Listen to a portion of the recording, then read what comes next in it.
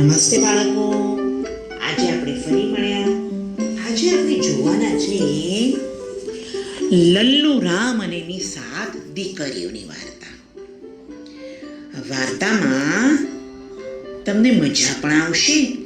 બાળકો, વાર્તા ધ્યાનથી જોજો અને વાર્તાની મજા માણજો. તો ચાલો શરૂ કરીએ વાર્તા. અને વાર્તાનું નામ છે માં મને છમ વળું. વાર્તાનું નામ છે માં મને છમ વળું. એક મોટું ગામ.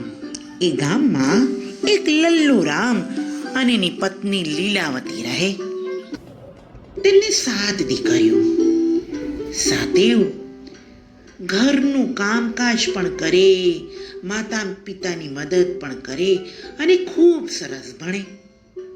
ઘરમાં કમાવા વાળો ફક્ત લલ્લુ રામ અને ખાવા વાળા 9 જણ.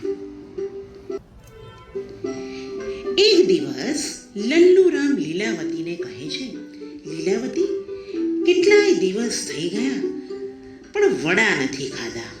મને તો વડા ખાવાનું મન થયું છે. લીલાવતી કહે, 1 મિનિટ ઊભા રહો, હું હમણાં જ રસોડામાં જોઈ આવું કે લોટ કેટલો છે. લીલાવતી તો રસોડામાં ગઈ અને જોયું તો વડાનો લોટ તો હતો પણ થોડો હતો. એટલે એણે લલ્લુરામને કહ્યું કે લોટ બહુ થોડો છે. લલ્લુરામ કહે, છોડ, કઈ બીજું ખાઈ લઈશ, જવા દે. લીલાવતી કહે, અરે ના, એમ તો કંઈ હોતું હોય. કાલે જ મેં અને આપણી દીકરીઓએ બાજુવાળા માસીએ વડા મોકલ્યા હતા, તે ખાધા જ છે. આજે તમારો વારો. લલ્લુરામ કહે છે કે સારું. લીલાવતી કહે કે તમે સાંજે આવશો ત્યારે હું ગરમ ગરમ વડા બનાવીને તમને ખવડાવીશ. અને લલ્લુરામ તો પોતાના કામ માટે નીકળી જાય છે. હવે તો સાંજ પડી અને લલ્લુરામ ઘરે આવ્યો. લીલાવતીએ કહ્યું, હાથ પગ ધોઈ લો, હું ગરમ ગરમ વડા ઉતારું. લલ્લુરામ કહે, લીલાવતી, આપણી દીકરીઓ નથી દેખાતી. લીલાવતી કહે, અરે આજે તમને આવવામાં મોડું થઈ ગયું. આપણી દીકરીઓ તો ખાઈને સૂઈ પણ ગઈ. હા,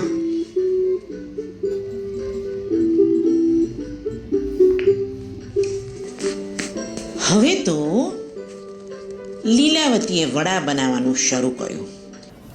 પહેલું વડું બનાવ્યું અને જેવું તેલમાં નાખ્યું એવો અવાજ આવ્યો, છમ.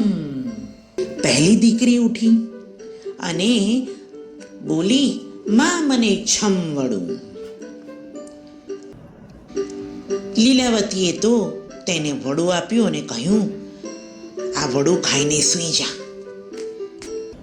ફરી બીજું વડું તૈયાર કર્યું અને જેવું તેલમાં તળવા મૂક્યું, છમ અવાજ આવ્યો.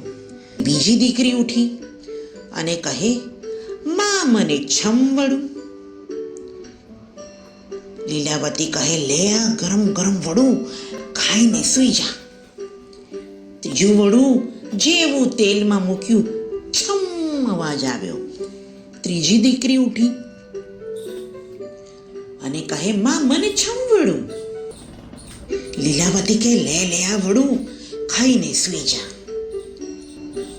ચોથું વડું જેવું તેલમાં મૂક્યું ને છમ અવાજ આવ્યો અને ચોથી દીકરી ઉઠી અને કહે, માં મને છમ વળું.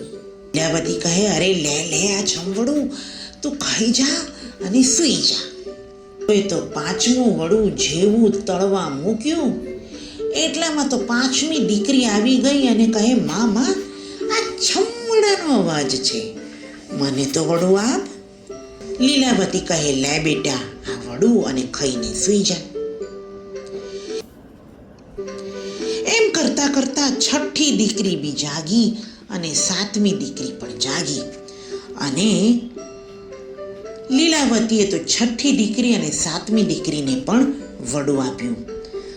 હવે તો વડાનો લોટ પૂરો થઈ ગયો. લલ્લુરામ તો આવ્યા અને કહે, લીલાવતી લાવ, વડું ખાવા તો આપ. લીલાવતી કહે, હું શું કરું? આપણી દીકરીઓ આ તેલમાં તળાતા વડાનો અવાજ સાંભળીને એક પછી એક જાગી ગઈ અને વડું માંગ્યું અને મેં એમને વડું ખાવા આપ્યું. હવે તમારા માટે એક પણ વડું રહ્યું નથી. લલ્લુરામ કહે, કાંઈ વાંધો નહીં, આપણી દીકરીઓએ જ ખાધું છે ને, આજે હું રોટલી ખાઈ લઈશ. અને આમ લલ્લુરામ રોટલી ખાઈને સૂઈ ગયા. જોયું બાળકો, માતા પિતા પોતાના બાળકોને કેટલો વહાલ કરતા હોય છે.